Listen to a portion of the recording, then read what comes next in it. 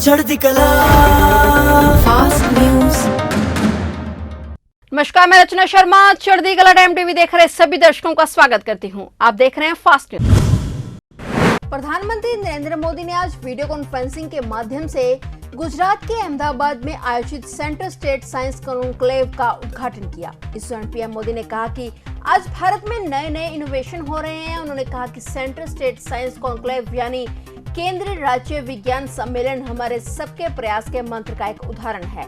आज जब भारत चौथी औद्योगिक क्रांति का नेतृत्व करने की ओर आगे बढ़ रहा है, भारत के विज्ञान और इस क्षेत्र से जुड़े लोगों की भूमिका बहुत महत्वपूर्ण है। पीएम मोदी ने कहा कि 21वीं सदी के भारत के विकास में विज्ञान उस ऊर्जा की तरह है जिसमें हर क्षेत्र के विकास को, हर राज्य के विकास को गति देने का सामर्थ्य है। उन्होंने कहा कि इसी प्रेरणा से आज का नया भारत जय जवान, जय किसान, जय विज्ञान के साथ ही जय अनुसंधान का आह्वान करते हुए आगे बढ़ रहा है।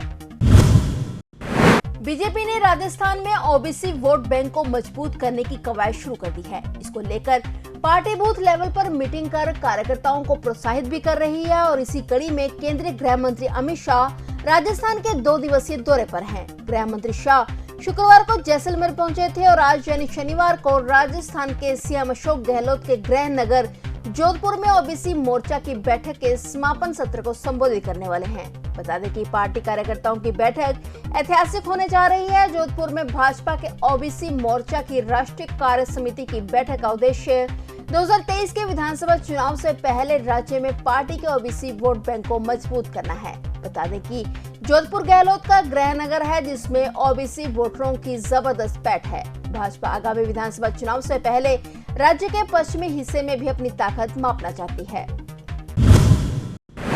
कांग्रेस के 5 लोकसभा सदस्यों ने पार्टी अध्यक्ष के चुनाव की प्रक्रिया की निष्पक्षता और पारदर्शिता को लेकर चिंता जताते हुए पार्टी के केंद्रीय चुनाव प्राधिकरण के प्रमुख मधुसूदन मिस्त्री से आग्रह किया है कि प्रदेश कांग्रेस कमेटी के निर्वाचक मंडल की सूची मतदान में हिस्सा लेने वालों और संभावित उम्मीदवारों को नामांकन की प्रक्रिया शुरू होने से पहले प्रदान की जाए।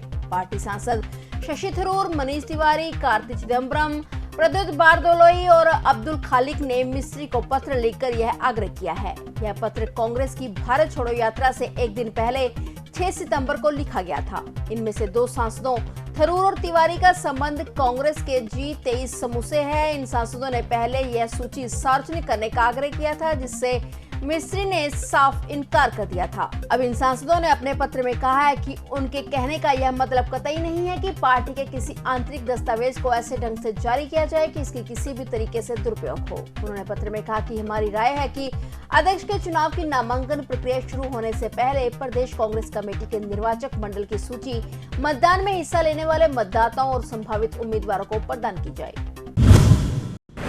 उत्तर प्रदेश की योगी सरकार ने राज्य में कानून व्यवस्था बेहतर होने के फलस्वरूप निवेश का माहौल अनुकूल होने के सकारात्मक परिणाम सामने आने का दावा करते हुए कहा है कि देश दुनिया के निवेशकों के लिए उत्तर प्रदेश आकर्षण का केंद्र बन गया है। राज्य में 24 देशों के निवेशक अब तक 50,000 करोड़ रुपए का निवेश कर चुके हैं। सरकार की ओर से शनिवार को दी गई जानकारी के अनुसार हाल ही में लखनऊ में हुई ग्लोबल इन्वेस्टर समिट में प्रदेश में प्रत्यक्ष विदेशी निवेश तेजी से बढ़ा है। निवेश संबंधी आंकड़ों के अनुसार 3 महीनों में 24 देशों के 50,000 करोड़ रुपए के निवेश को देखते हुए सरकार ने उत्तर प्रदेश में 10 लाख करोड़ रुपए के निवेश का लक्ष्य प्राप्त होने का भी दावा किया है। इनमें Singapore, America, Japan, Britain, Canada, Germany और दक्षिण कोरिया के निवेशक मुख्य रूप से शामिल हैं। औद्योगिक विकास विभाग ने विदेशी निवेश को बढ़ाने के लिए निवेशकों की सहूलियत के मद्देनजर एक डेडिकेटेड हेल्प डेस्क का गठन कर दिया है।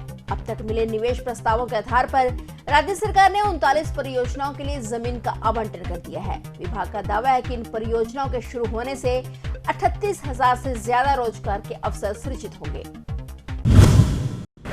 आज शनिवार की सुबह पटना साहिब तख्त श्री हरमंदिर के प्रधान जथेदार अवतार सिंह हित का दिल्ली में निधन हो गया। हार्ट अटैक से उनका निधन हुआ है। अवतार सिंह हित ने शनिवार की सुबह स्नान के बाद पूजा की थी और इसके बाद अचानक उनके सीने में दर्द शुरू हो गया। आनन फानन में परिवार के लोग उन्हें लेकर अस्पताल जा रहे थे लेकिन रास्ते में ही उनकी मृत्यु हो गई। उधर मृत्यु की सूचना मिलते ही पटना साहिब गुरुद्वारा साहिब में गम का माहौल छा गया। अवतार सिंह हित वर्ष 2018 से पटना साहिब गुरुद्वारा में प्रधान जथेदार के पद पर थे और इससे पहले उन्होंने दिल्ली गुरुद्वारा कमेटी में भी प्रधान का पद संभाला था। अवतार सिंह हित ने गुरुद्वारा साहब के लिए अपने काफी समय सेवादान में दिया था। मृत्यु की सूचना मिलते ही तख्त श्री हरमिंदर साहिब में प्रबंधन कमेटी के द्वारा एक बैठक कर उनकी आत्मा शांति के लिए प्रार्थना की गई। होशियारपुर के थाना हरियाणा में तैनात एक एएसआई द्वारा खुद को गोली मारकर आत्महत्या करने का मामला सामने आया है। सूत्रों से मिली जानकारी के मुताबिक थानेदार ने मरने से पहले एक वीडियो भी बनाई थी। मृतक की पहचान थानेदार सतीश कुमार के रूप में हुई है। एएसआई ने अपनी सर्विस रिवॉल्वर से खुद को गोली मारकर आत्महत्या की है। उन्होंने मरने से पहले एक वीडियो बनाई। इस वीडियो में उन्होंने उसे आत्महत्या करने के लिए मजबूर करने वाले पुलिस अधिकारी का नाम भी लिया है। फिलहाल पुलिस ने शव और वीडियो को कब्जे में लेकर जांच शुरू कर दी है। जांच दौरान पुलिस को एक सुसाइड नोट भी बरामद हुआ है।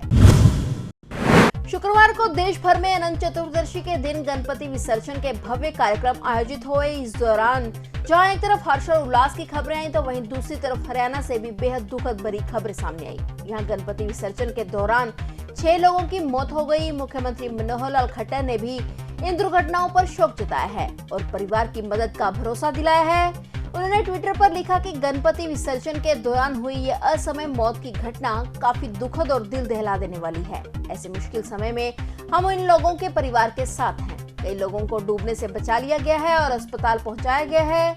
सीएम मनोहर लाल ने उनके जल्द स्वस्थ होने की कामना की। हरियाणा के महेंद्रगढ़ में नहर में गणपति विसर्जन के दौरान 4 लोगों के डूबने और सोनीपत में यमुना नदी में 2 लोगों के डूबने से मौत हुई है।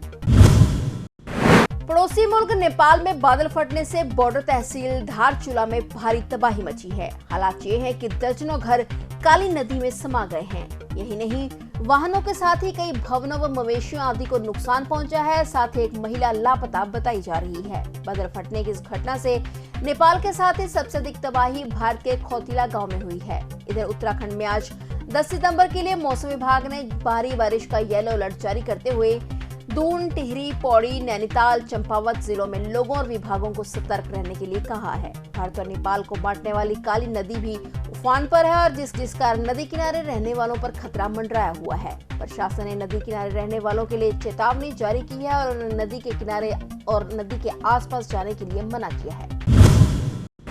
फिलहाल फास्ट न्यूज में इतना ही और नए समाचारों के साथ फिर से हाजिर होंगे। तब तक के लिए देखते रहिए चढ़ती कला टाइम टीवी और अब मुझे दीजिए इजाजत। धन्यवाद। चढ़ती कला फास्ट न्यूज।